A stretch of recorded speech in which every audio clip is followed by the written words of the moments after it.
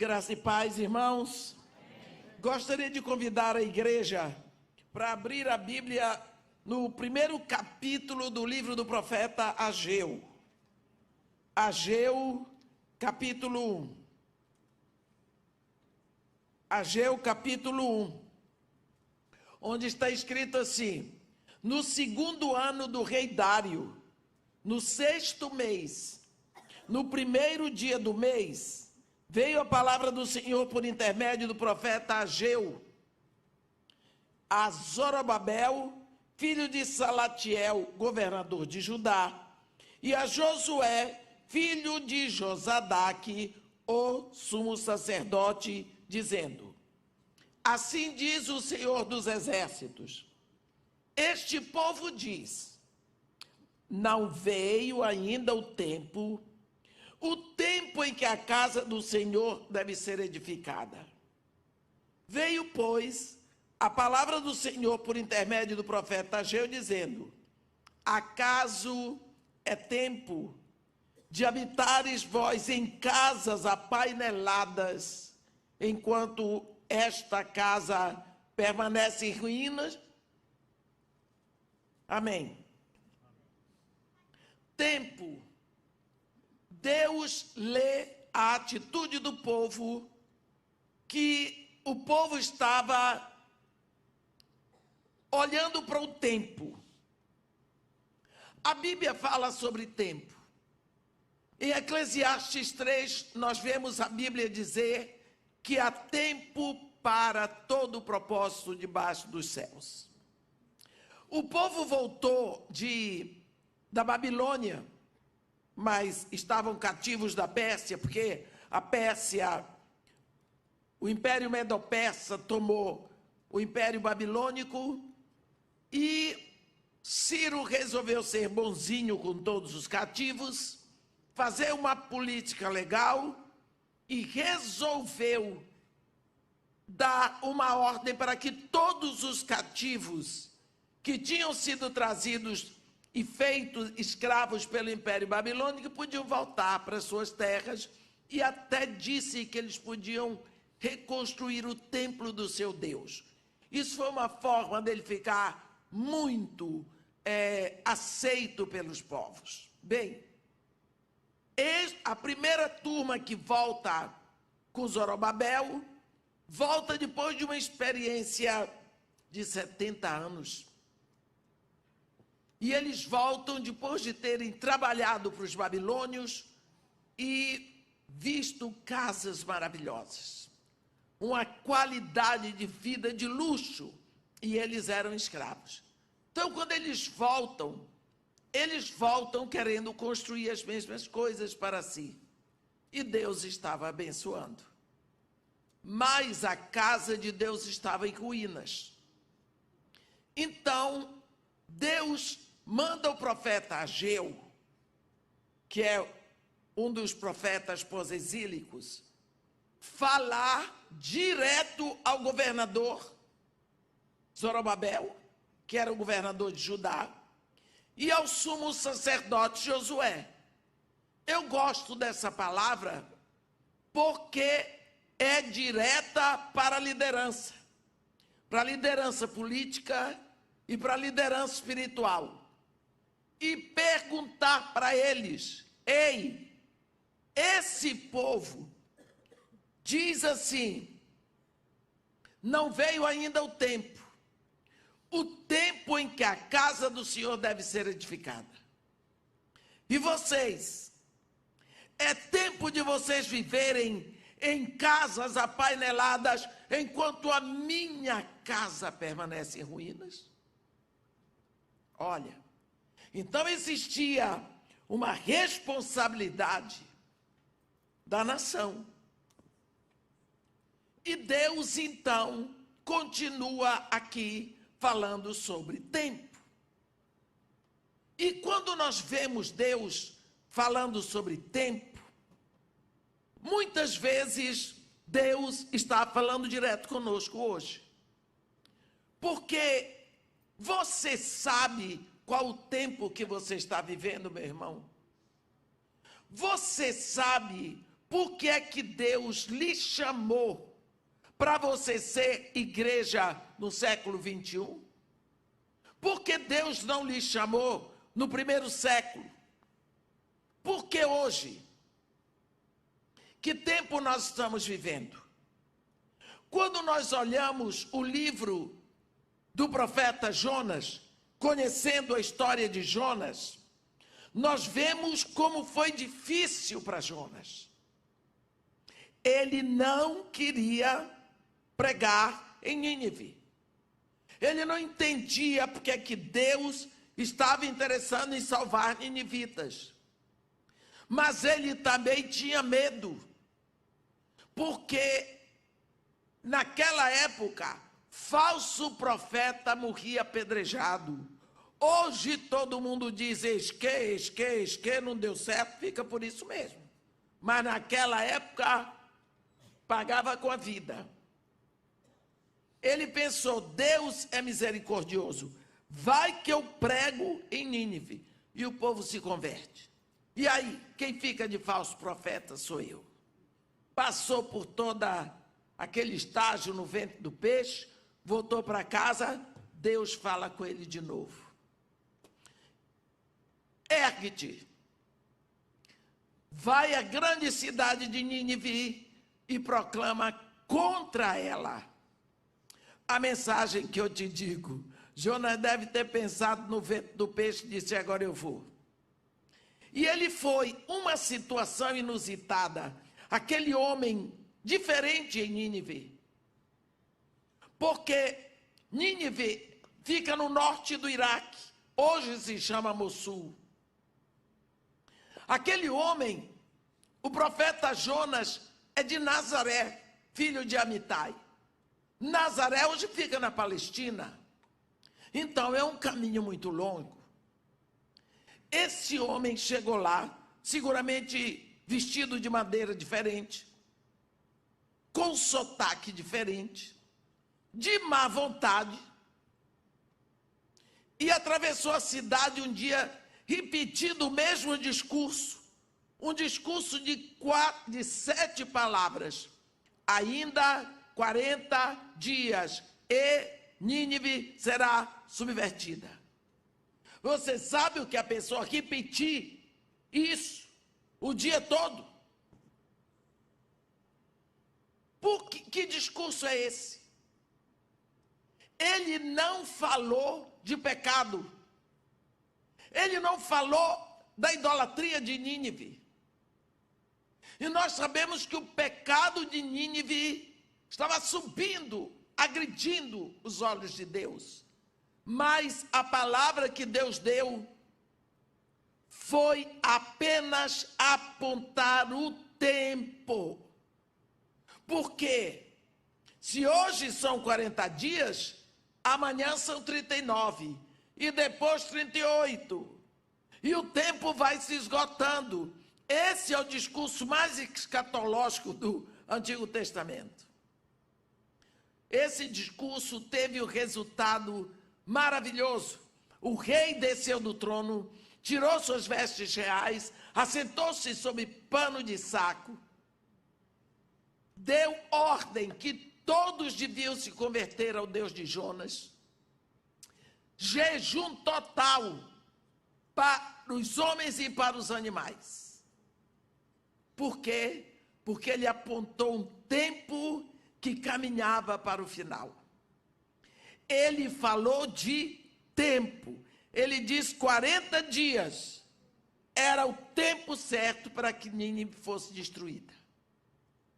Então, eu creio que nós estamos no tempo de olharmos para o tempo que está se esgotando.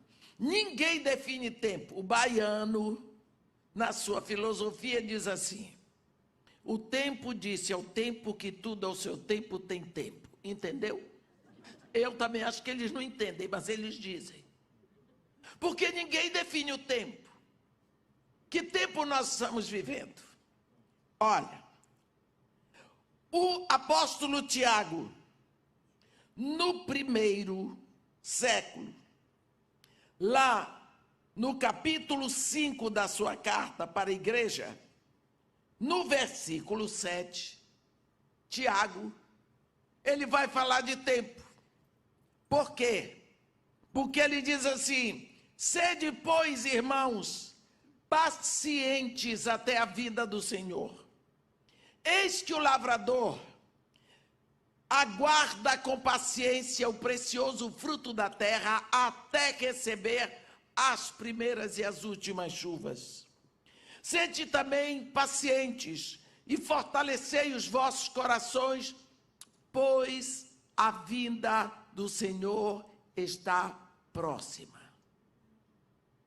Em seguida ele diz: irmãos, não vos queixeis uns dos outros, para não serdes julgados. Eis que o juiz está às portas. Primeiro século, o apóstolo diz que o juiz está às portas. Primeiro século, ele diz que a vinda do Senhor está próxima. Meus irmãos, são passados 20 séculos. Como que isso ainda não aconteceu? E não aconteceu em que momento nós estamos vivendo?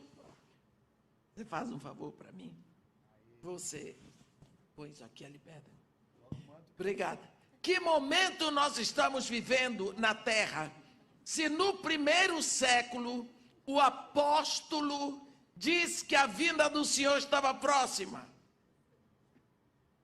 que momento nós estamos vivendo 20 séculos depois? O apóstolo Paulo, quando fala do arrebatamento, na primeira carta aos Tessalonicenses, ele se considera da turma que vai ser arrebatada no primeiro século. Mais uma vez eu repito, são passados 20 séculos. Em que tempo nós estamos? Se nós queremos pensar um pouco e acordar para essa realidade do tempo hoje, nós precisamos dar uma olhada na profecia bíblica. Porque não dá para seguir os jornais, a mídia de modo geral. Porque a espinha dorsal de toda a profecia bíblica é o livro do profeta Daniel. No sonho da estátua multimetálica, dos 4 animais que saem do mar grande e das 70 semanas de Daniel. Então, quando nós olhamos o livro de Daniel, nós nos situamos no tempo que nós estamos vivendo.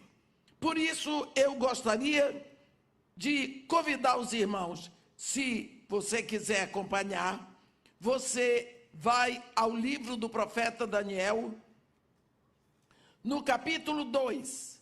Daniel foi o maior, Nabucodonosor foi o maior imperador que já aconteceu na história da humanidade. Ele foi um arraso no tempo dele, e até hoje nenhum homem superou Nabucodonosor. Deus dava tudo para Nabucodonosor. Na primeira incursão que ele fez a Jerusalém, entre o grupo de cativos veio Daniel, e Daniel tinha mais ou menos 17 anos. E ele foi preparado ali no império de Nabucodonosor para servir junto ao rei. Mas ele era um homem de oração. Ele era um homem sério. Ele foi feito eunuco. Nunca casou, logicamente. Quando o império foi tomado, a Babilônia, Daniel tinha mais ou menos 85 anos.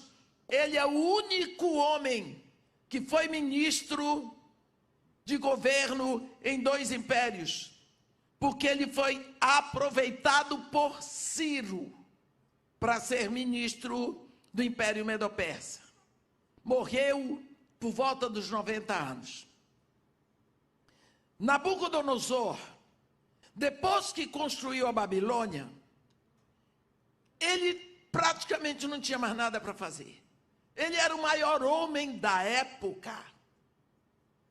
Mandava em tudo, possuía tudo, e era um brilho de inteligência, e nós sabemos que ele tinha doença mental. Passou 7 anos acreditando que era um quadrúpede. Isso é que é uma histeria, o resto é brincadeira. Ele, então, deitou, e ele queria saber como seriam os governos depois dele. O que aconteceria com o mundo depois dele? O que fariam com Babilônia?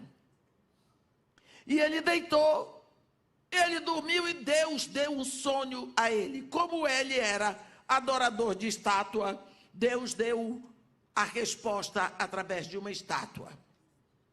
E ele chamou, ele ficou apavorado com o sonho, então ele chamou todos os adivinhos da corte, todos os caldeus, os feiticeiros, os adivinhas, não é?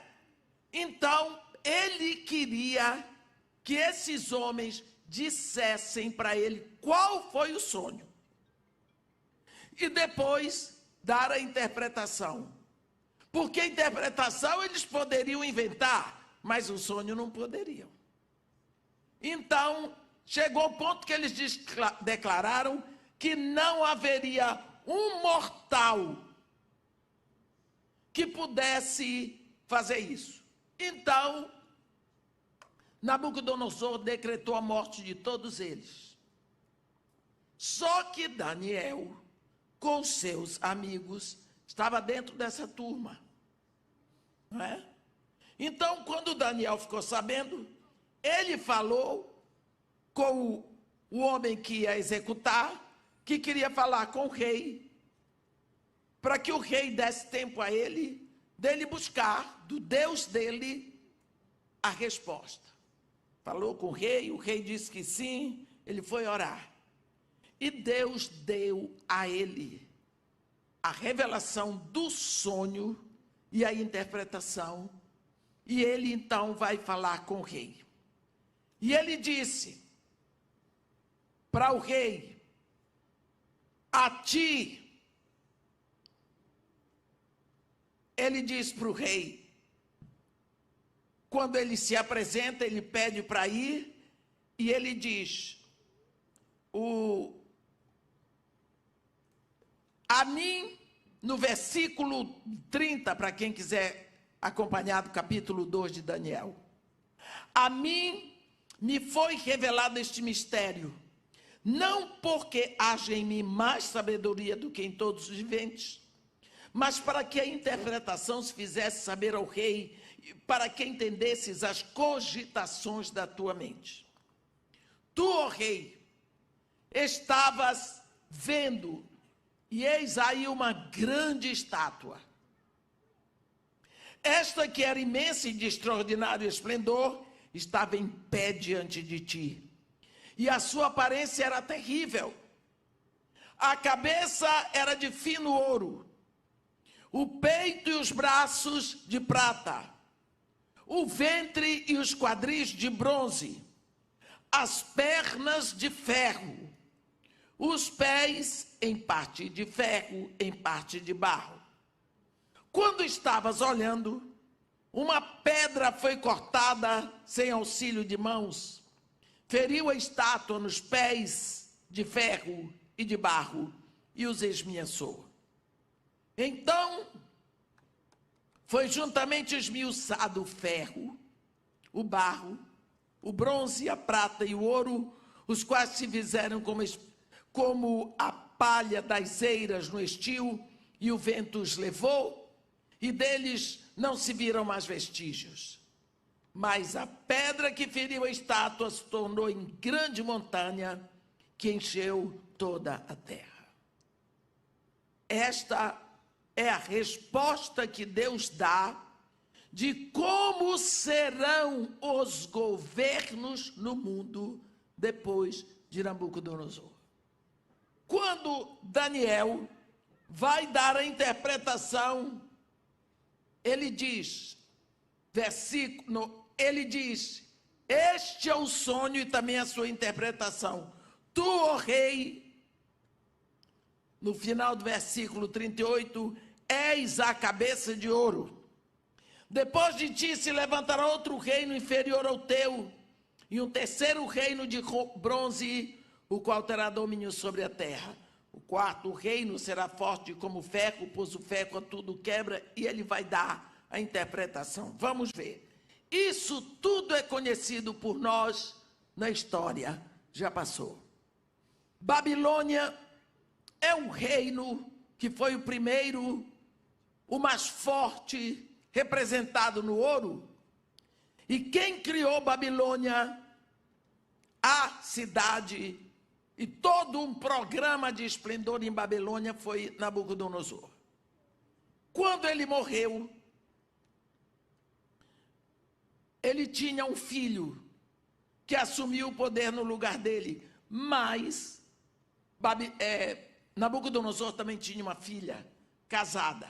Então o cunhado matou o filho de Nabucodonosor para assumir o lugar.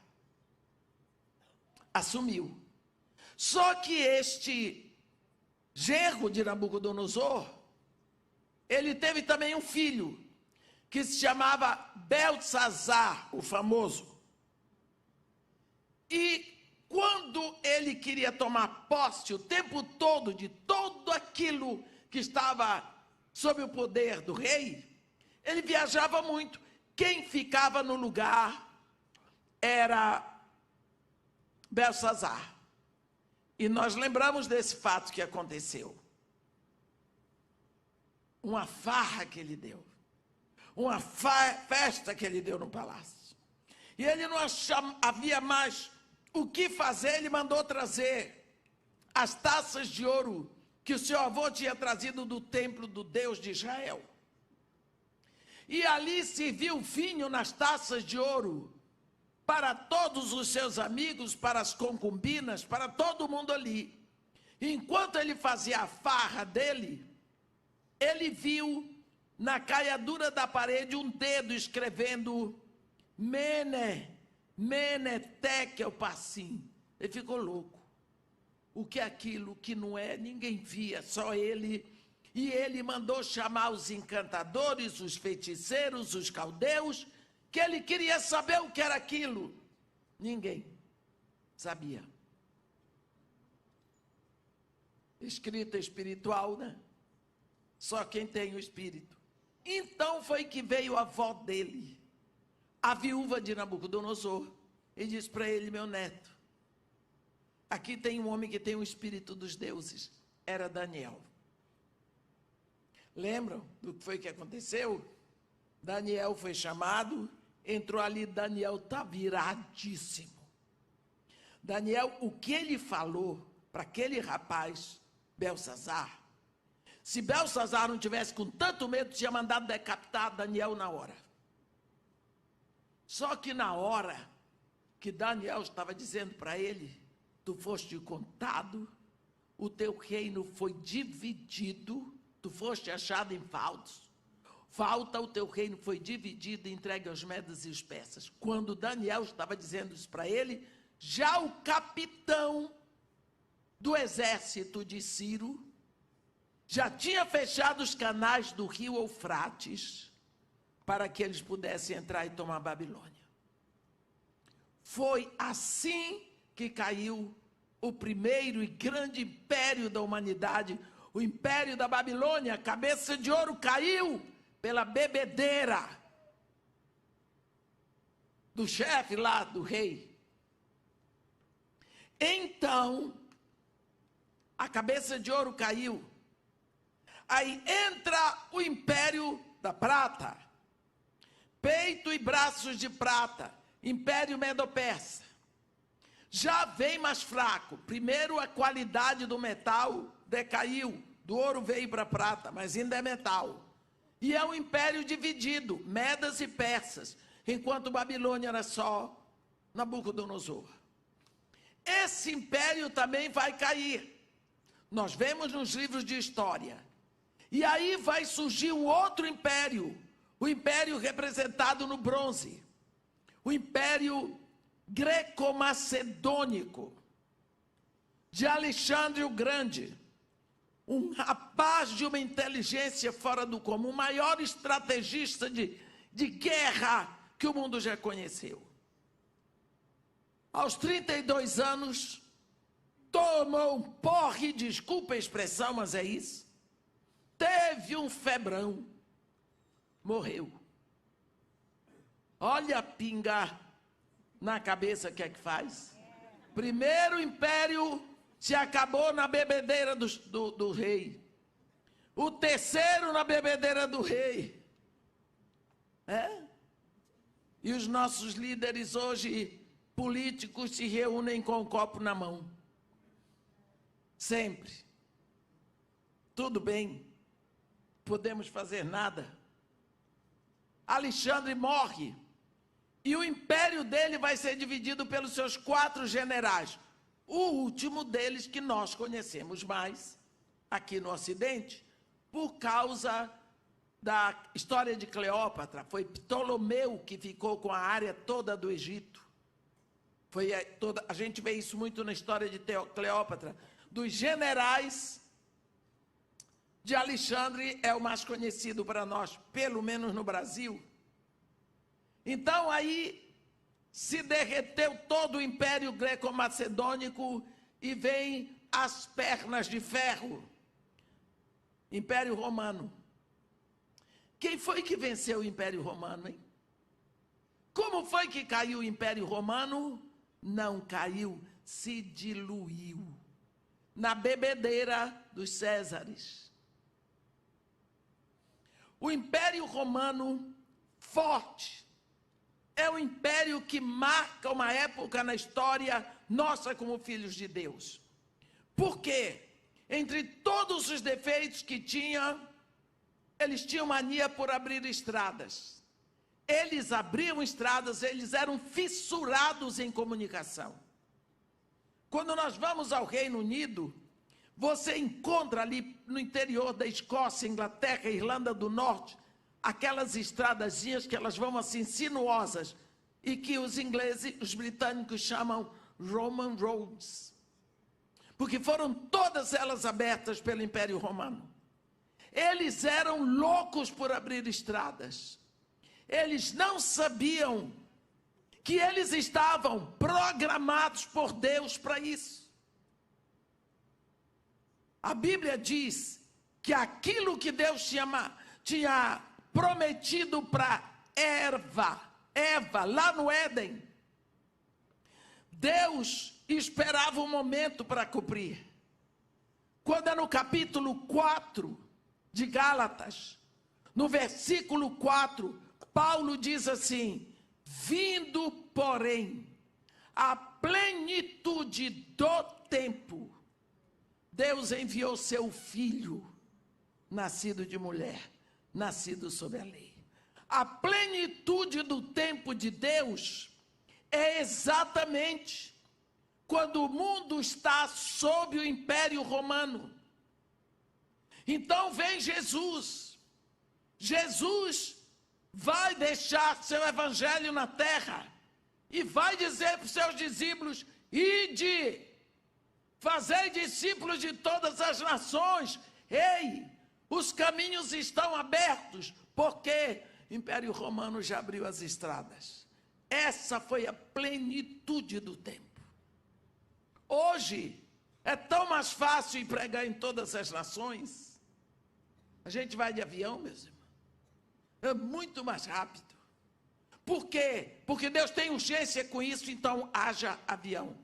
Teve um mês, esse mês, eu tive Europa, América do Sul, América do Norte, Ásia e África, num mês só.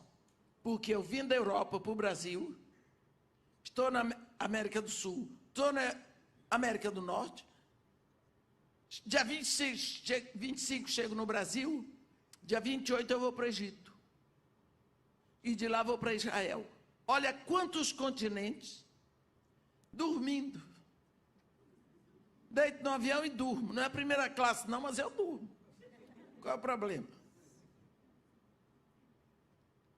Porque avanço tecnológico facilita para o Evangelho. O Império Romano veio e fez a sua parte. E Jesus Cristo vem exatamente durante a época do Império Romano. O Império Romano ninguém venceu. Ele foi se diluindo. Agora presta atenção. Ele vai se diluindo e os pés da estátua é de barro com ferro. O ferro vai entrando pelo barro. Virou o quê? Essa democracia que nós vemos. Essa confusão, sabe por quê? Porque ferro e barro não se misturam. Então fica uma coisa louca e confusa. Ninguém entende o governo hoje, o governo no mundo, ninguém entende. Ninguém pode compreender essa democracia. Ninguém pode compreender os governantes, porque no lugar que eles fazem as leis, eles não cumprem as leis. Eles ordenam as coisas que eles não cumprem. É uma loucura o que nós estamos vendo no mundo, porque nós estamos na época do barro com ferro. É essa a época que nós estamos vivendo. Nós não nascemos na época do Império Romano, mas nós temos a influência das leis romanas. Aqui, quem fez direito sabe que uma das matérias de todas as faculdades de direito é direito romano. As taxas que pagamos, os tributos que nós pagamos, os impostos são todos da lei do Império Romano. Então você vê a influência do Império Romano na vida social. Se você olhar, quando Deus mostrou como seriam os governos, você vê que os governos vão piorando. Do ouro, piora para a prata. Da prata, piora para o bronze. O bronze, piora para o ferro. Então, o que significa que os governos vão piorando. Piorando. Mas todos são metais. Não tem vida. Não tem intimidade com Deus. Fazem barulho. São fortes. Deus diz no sonho para Nabucodonosor que uma pedra cortada sem auxílio de mãos de homens, ela vem e toca na estátua, e ela esmiuça e pulveriza a estátua, e o ferro, o bronze, a prata e ouro se transformam em pó que é levado pelo vento. Quer dizer, os governos passam todos, mas a pedra se agiganta. E a Bíblia diz que se tornou uma grande montanha que encheu toda a terra. Quando Jesus Cristo deixa a sua igreja aqui na terra, ele deixa com a igreja a sua palavra. Quando Deus mostrou para Nabucodonosor como seriam os governos, é porque ele quer que saibamos.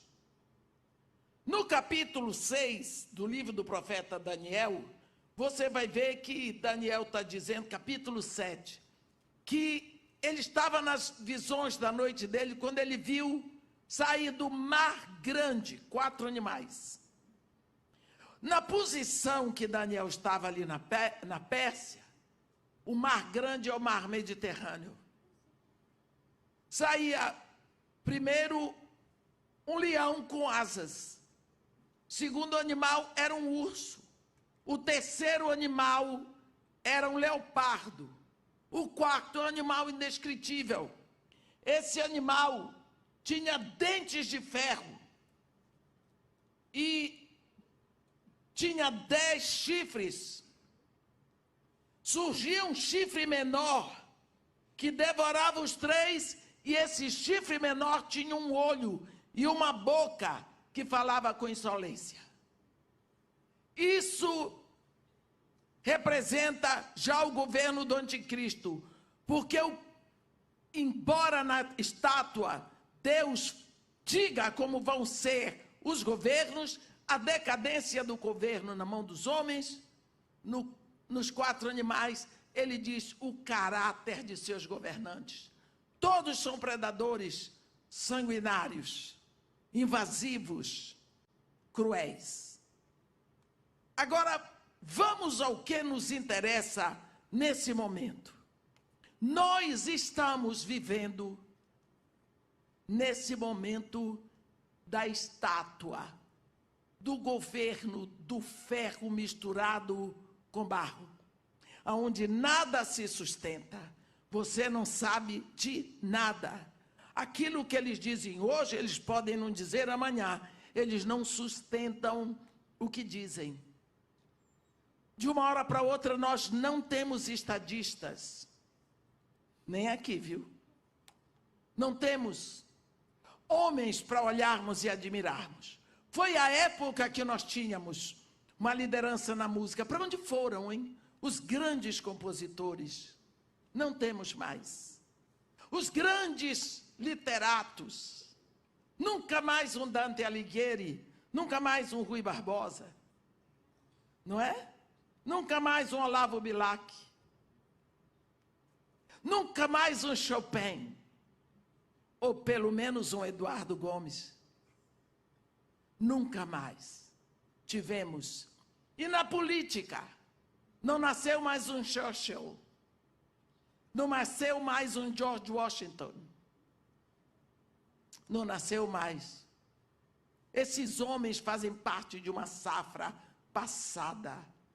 Hoje em dia, está difícil, a qualidade vai decaindo. E nós estamos nessa época onde o ferro está confundindo, misturado com o barro. Está escrito aqui. Nesta época, o que é que vai acontecer? Jesus Cristo vem. Amém. E ele vem, ele nós sabemos que é a rocha, que vai demolir tudo. E vai se agigantar e vai tomar a terra, porque ele deixou aqui uma igreja, e a igreja somos nós. Amém. E quando ele vem na época do Império Romano. O que que ele vem fazer? Ele vem tomar de volta aquilo que o Pai tinha dado para o homem.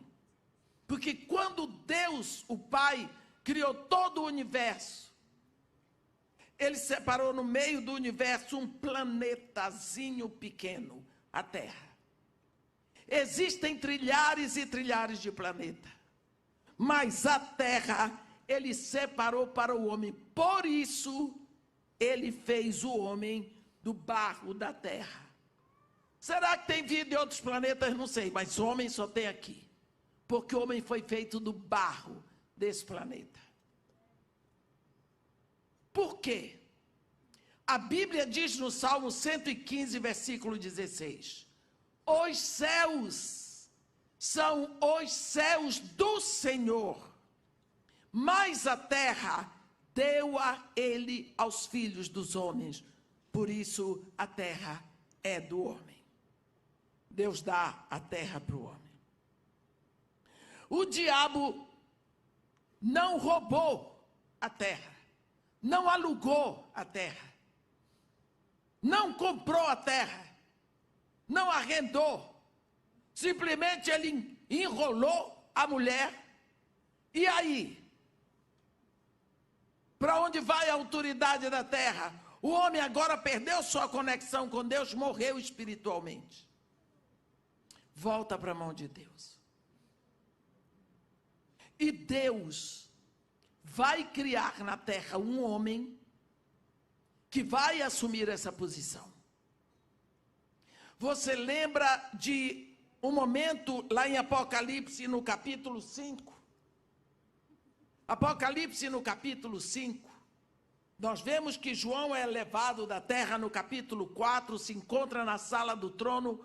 No capítulo 5, a atenção de João se volta para o trono e Deus tinha um livrinho ou rolo escrito por dentro e por fora, selado com 7 selos. Vem um anjo forte e proclama em alta voz: quem é digno de tomar o livro e abrir-lhe os selos? E João diz: ora, nem nos céus, nem na terra, nem debaixo da terra, ninguém era digno de tomar o livro, nem mesmo olhar para ele. E eu chorava muito. Por que que João chorava? Porque se fosse eu que estivesse lá, eu não ia chorar. Qual é o problema? Não tem ninguém. Tem. Que livrinho é aquele? Sou brasileira. Mas João chorava. Veio um dos 24 anciões e disse para ele: não chores. Eis que o leão da tribo de Judá, a raiz de Davi, venceu para tomar o livro e abrir-lhe os selos. Aí João olha de novo para o trono e ele vê em pé, como tinha sido morto, um cordeiro. Ele vem, toma o livro. E quando ele recebe aquele livro, começa um louvor no trono que vai se descentralizando por todos os cantos da terra. E o que eles repetem: tu és digno de tomar o livro e abrir-lhe os selos, porque foste morto, e com teu sangue compraste os que foram, os de todas as tribos, nações, povos, e para o nosso Deus constituíste reinos, sacerdotes, e eles reinarão sobre a terra. Que livro é esse? Eu vou dizer para você, eu já rodei a Bíblia versículo por versículo, só tem um lugar na Bíblia onde tem essa transação do livrinho, Jeremias capítulo 22, capítulo 32. Lá em Israel, quando você lê o ano jubileu, vocês sabem que quando o povo entrou na terra, a terra foi dividida para ser dado um grande lote para cada tribo. A tribo recebia a terra, dividia a terra em pedaços pelas famílias, e depois cada família dividindo pelos seus filhos. Não é? Mas, no ano jubileu, toda a terra voltava para o seu dono. Porque, digamos o seguinte: eu sou da tribo de Benjamim, eu ganhei meu pedaço de terra, mas eu não quero cuidar da terra, eu não quero plantar. Mas tem o pastor, que é meu irmão, e que gosta de fazenda, de plantar. Eu digo para ele: aí, você não quer arrendar a minha terra? Eu lhe vendo a terra por 49 anos, para você produzir nela. Eu lhe vendo por $5.000 por ano. Tudo bem, aceita? Aceita. Então, eu vou escrever num papel tudo o que eu quero. Não pode construir piscina, não pode construir boate, não pode botar cassino, tudo direitinho.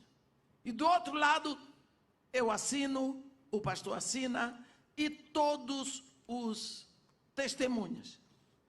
Esse papel, eu vou fazer um outro igual. Este daqui vai ser enrolado, selado com 7 selos, e vai ficar comigo, porque eu sou dona, sou proprietária por herança. A cópia aberta vai ficar com ele, porque ele é proprietário por arrendamento. A cópia aberta fica com ele. Vocês estão me olhando com tanta seriedade, que eu vou olhar aqui no livro do profeta Jeremias para vocês Só um minutinho, porque parece que não estão entendendo. Se não entender, levanta a mão. Pastor brigar comigo depois. Olha aqui. Jeremias. Eu não vou ler tudo não, por causa do tempo que corre. Jeremias 32, ele fez essa negociata com o primo dele.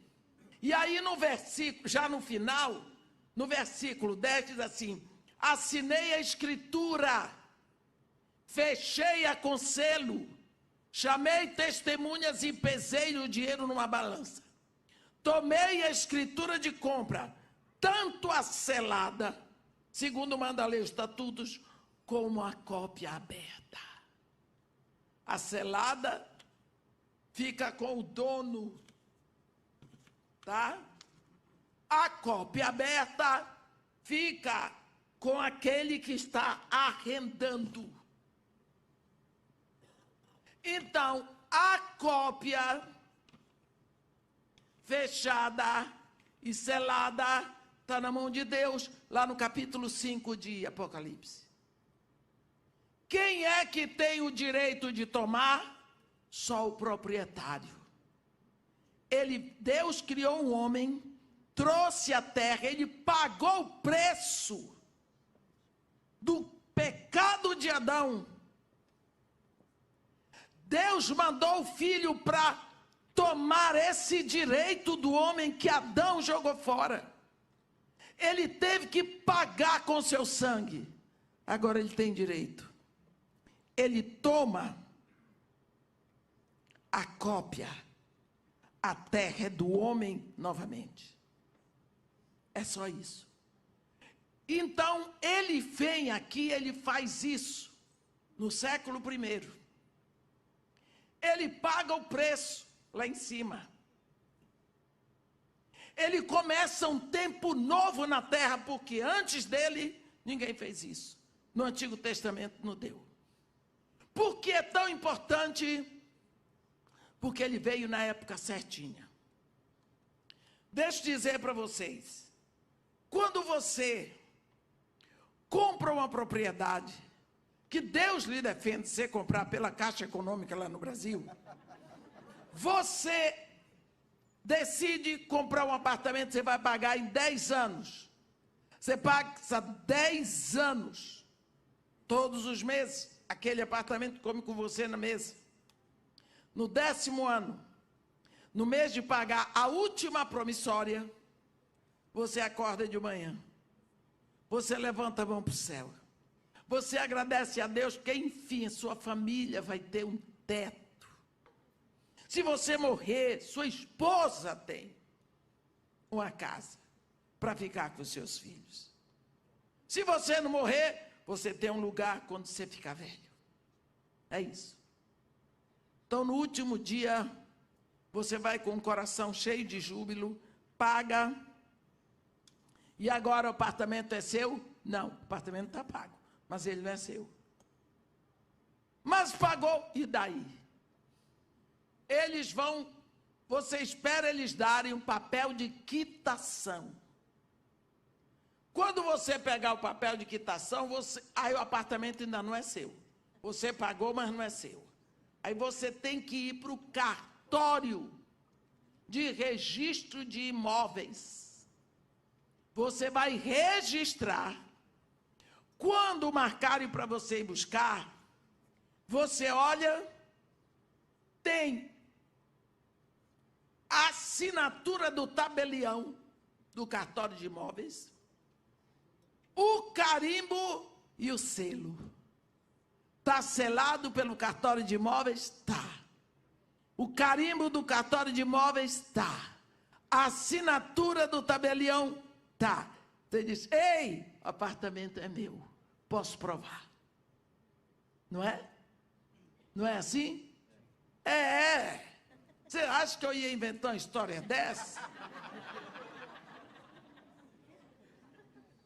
Jesus Cristo veio, e lá na cruz, entre os céus e a terra, ele gritou, tudo está consumado, paguei tudo.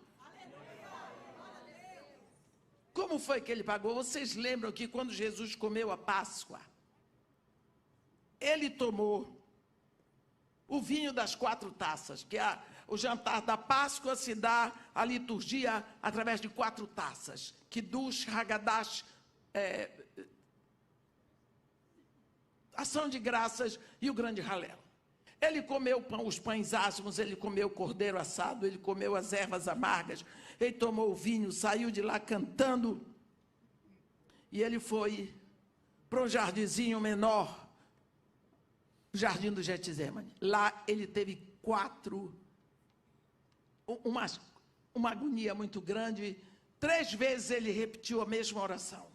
E a oração dele era: Pai, se for possível, afasta de mim esse cálice. Contanto não seja feita a minha vontade, mas sim a tua, porque estás nos céus. Uns dizem que Jesus Cristo não queria ir à cruz. Mas isso não é verdade, porque Jesus Cristo veio para a cruz.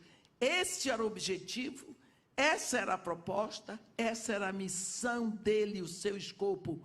Quando ele estava subindo para Jerusalém, ele disse para os seus discípulos: é necessário que o Filho do Homem ascenda a Jerusalém, para sofrer muito na mão das autoridades, para ser preso, julgado, condenado, crucificado e morto.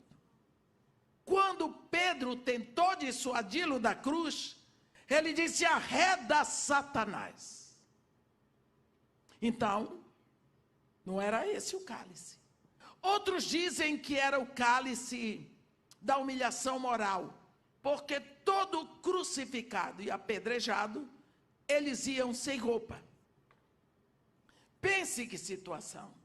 Jesus Cristo tinha acabado o jantar da Páscoa. Foi preso. Bateram. Levaram para Pilatos. Depois ele foi para a casa de Anás, que era sogro do sumo sacerdote Caifás. De lá ele foi para a casa de Caifás. Voltou para Pilatos. Depois foi para Herodes. Voltou de Herodes. Isso tudo aos pontapés, aos socos, aos empurrões. A noite toda, meus irmãos, a situação de Jesus na sexta-feira era tão terrível que os próprios inimigos tiveram medo que ele morresse antes de chegar no Calvário. Você vê que os 2 outros que foram crucificados com ele não tiveram problema, cada um carregou a sua cruz. Jesus é um marceneiro forte, né? Ele andava muito. Por causa do estado de lástima que ele estava, apanhou muito chute. E outra coisa, você acha que algum daqueles brutamontes foi lá e disse: ei, Nazareno, você não está precisando ir ao banheiro? Ninguém. Tudo o que tinha a ser feito em público, essa era a humilhação, para que ficasse provado que ele não era filho de Deus. Então, muitas pessoas acham que esse era o cálice que ele não queria beber, mas não era. Vamos ver qual era o cálice. Lá no início, a Bíblia diz: no princípio criou Deus os céus e a terra. A terra, porém, era sem forma e vazia. Havia trevas sobre a superfície do abismo. O Espírito de Deus pairava sobre a superfície das águas. Deus diz uma palavra: haja luz, e houve. Em seguida, Deus diz: haja separação entre luz e trevas. Então, ali Deus ordena separação. Está ordenado. Quando Jesus Cristo está na cruz, ele ficou o tempo todo diante do Pai.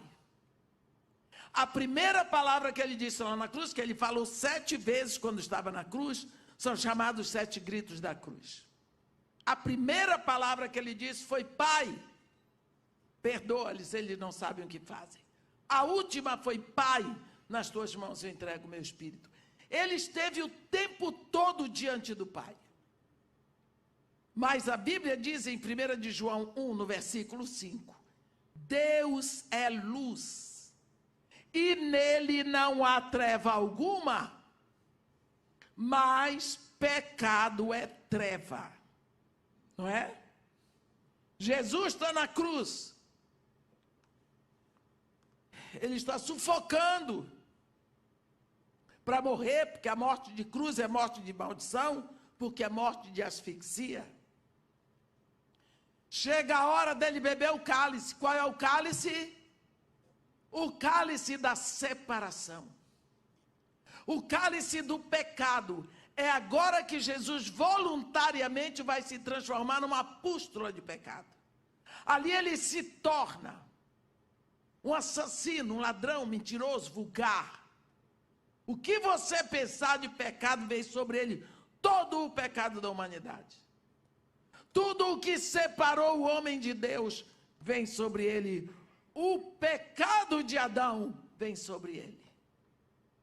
E nessa hora ele é treva pura e o Pai é luz.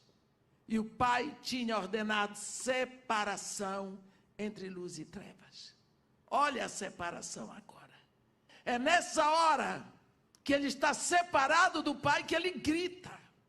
Eli, lama sabachthani. Deus meu, por que me abandonaste? E uma hora dessa, ele diz, acabou. Já cumpri tudo. Eu paguei o preço. Eu vim para isso. Eu vim para este momento. Eu vim para pagar esse preço, está pago. Então ele grita, tudo está consumado, o preço está todo pago. Pai, nas tuas mãos eu entrego o meu espírito e morreu. Então foi ali, entre os céus e a terra, que ele pagou o seu preço e o meu preço. Ele é dono, ele comprou. Ele tem direitos, mas a propriedade dele na terra está comprada, está tudo pago. Mas cadê o selo? Chega a hora que você se rende a Jesus Cristo. A Bíblia diz em Efésios 1, em quem vós também, tendo ouvido a palavra da verdade, o evangelho da vossa salvação, tendo nele também crido, fostes selados, marcados, carimbados com o Espírito Santo da promessa. Ele é o penhor da nossa herança, até o resgate da sua propriedade para o louvor da sua glória. O Espírito Santo vem para selar. E por isso que Jesus Cristo diz, é melhor que eu vá, porque eu indo eu rogarei ao Pai, ele enviará o outro Consolador que ficará no meu lugar. Então o Espírito é o carimbo. Quando você se rende a Jesus Cristo, ele lhe leva ao Pai. O Pai lhe carimba com o selo de propriedade, é o Espírito Santo. Você não precisa sentir nada. O justo vive pelo que ele crê. Não é pelo que ele sente, nem pelo que ele vê. Então, isso começa a acontecer aqui na terra 10 dias depois que Jesus foi. 10 dias. Jesus depois ficou 40 dias na terra, subiu 10 dias lá no dia de Pentecostes, o Espírito Santo desceu. E desceu para ficar.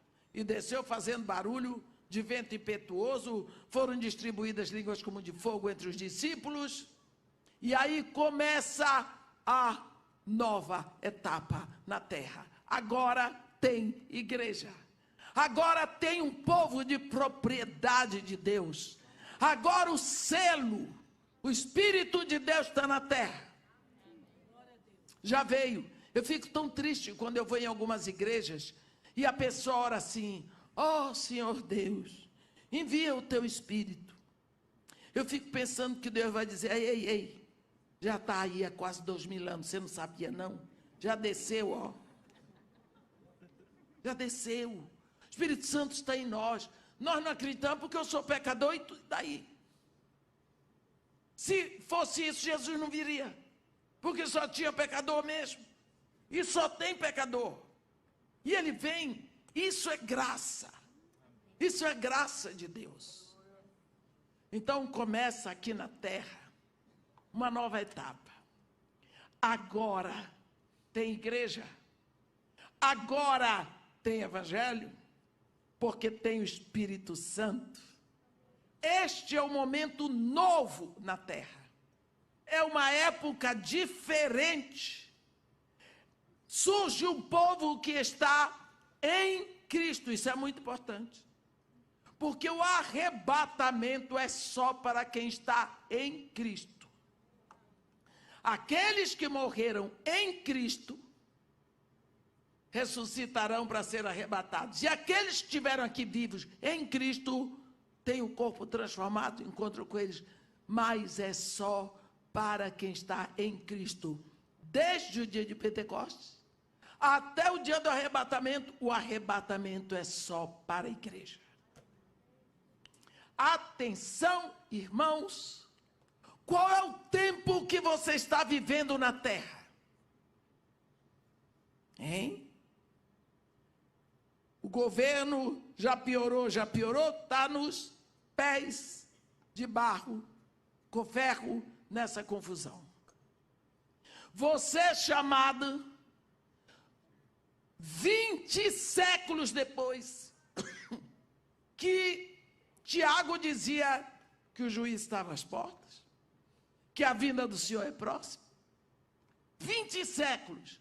Você descobriu onde é que você está, meu irmão? Que momento você está vivendo aqui na terra? É urgente que você abra os seus olhos. Porque Deus está dando sinais toda hora. Ele está dando sinais, você olha nas escrituras, você vê nos jornais do dia, você lê na internet, até criança está falando.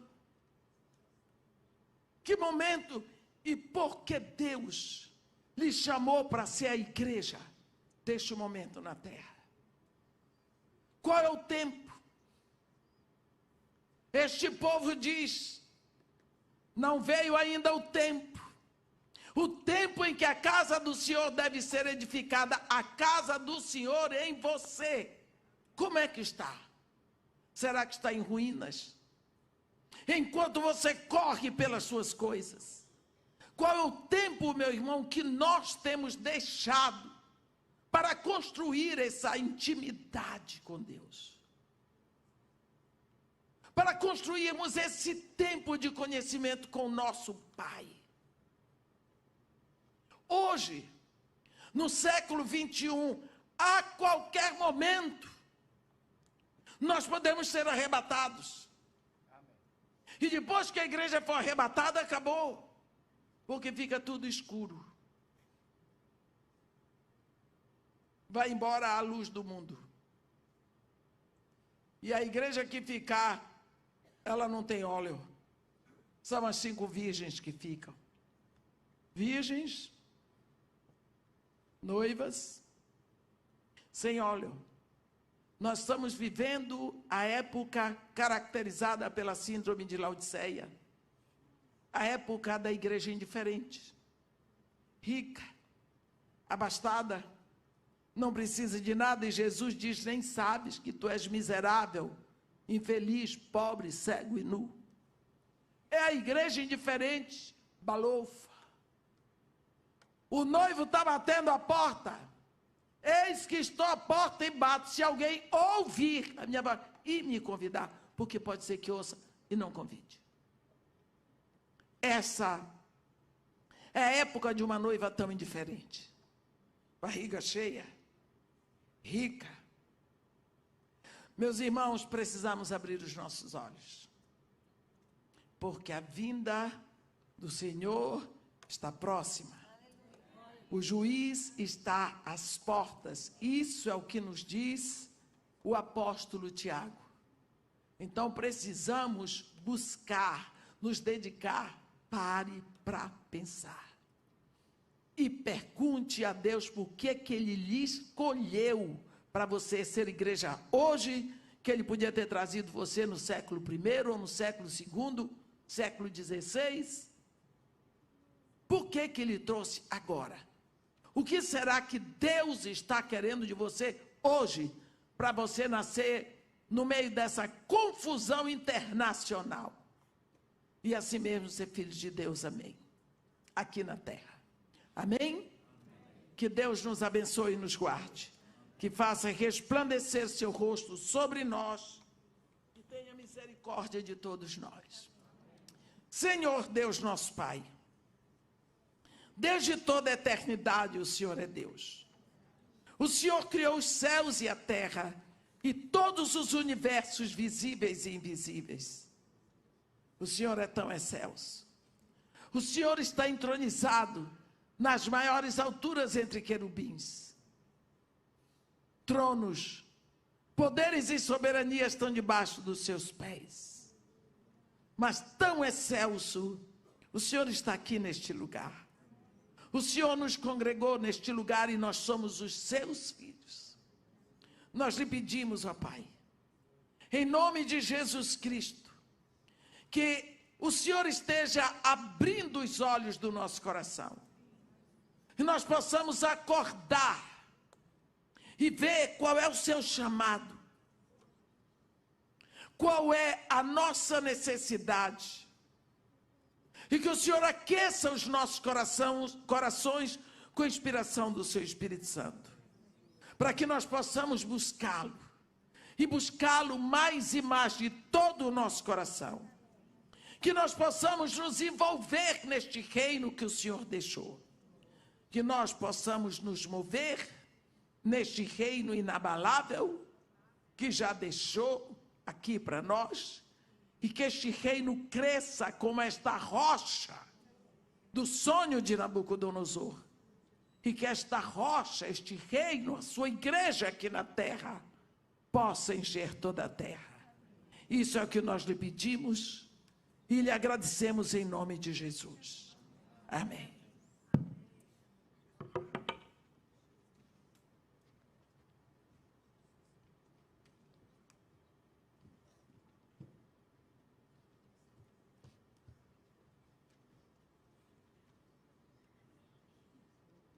Amém?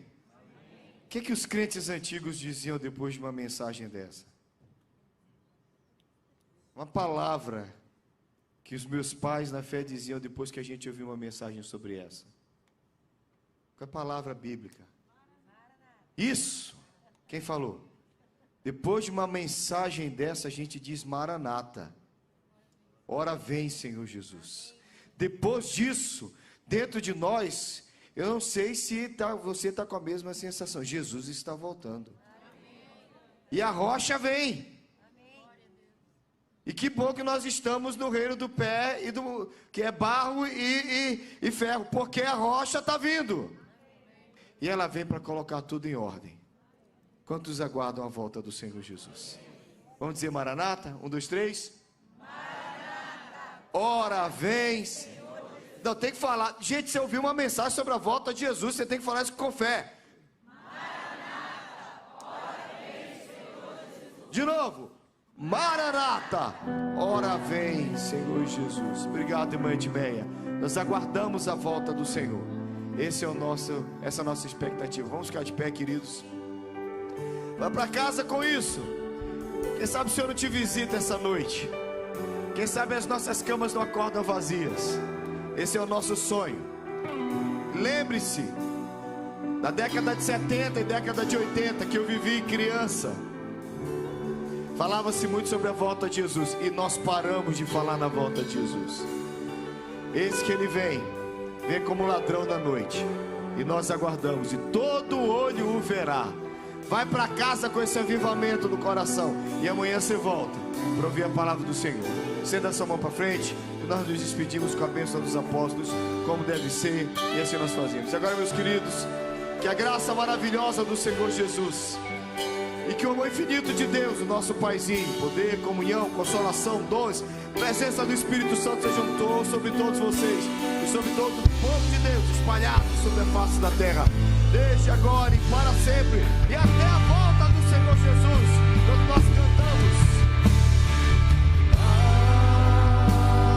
Amém.